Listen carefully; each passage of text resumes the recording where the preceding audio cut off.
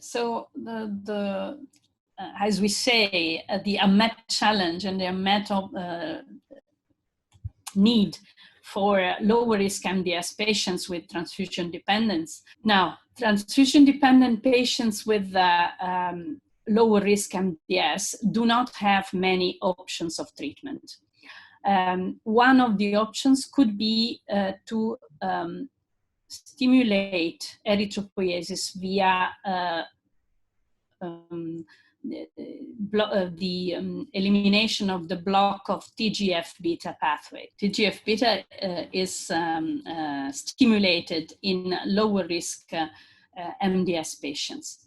TGF-β pathway via SMAD2/3 is blocking the transcription of genes that are regulating erythropoiesis. We know since several years that in MDS, there is an increase of GDF11. It is one of the ligand of the activin receptor, also inducing activation of TGF-β pathway. We know that TGF-β may be increased in MDS, lower risk MDS, and all these is blocking proper erythropoiesis. Now, the point is that we may, by TGF-β stimulation, block both the early erythropoiesis and the late erythropoiesis, the two stages of erythropoiesis. And therefore, this is a different, let's say, different ligands and different pathways, but both convening in the SMAD2/3 phosphorylation and stimulation activation.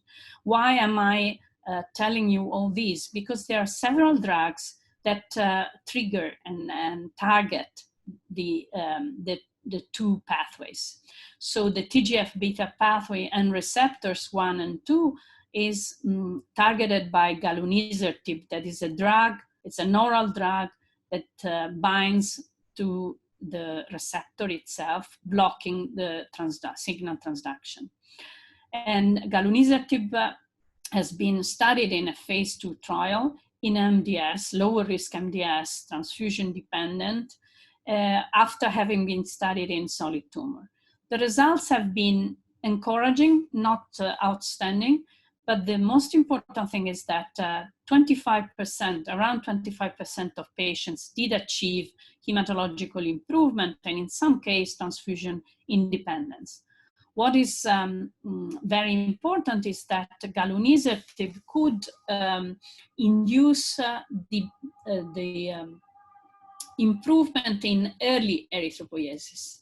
That means that the patients who were responsive were the ones who had a very early block of erythropoiesis. Very immature cells were blocked in their maturation and into erythroid precursors. Whereas there are other drugs that are completely different. So these are not drug blocking the receptor, but Luspatercept and Sotatercept are ligand traps. They trap activins and they trap GDF11 so that the activin signal transduction is blocked, and we have the release of the blockage of late erythropoiesis.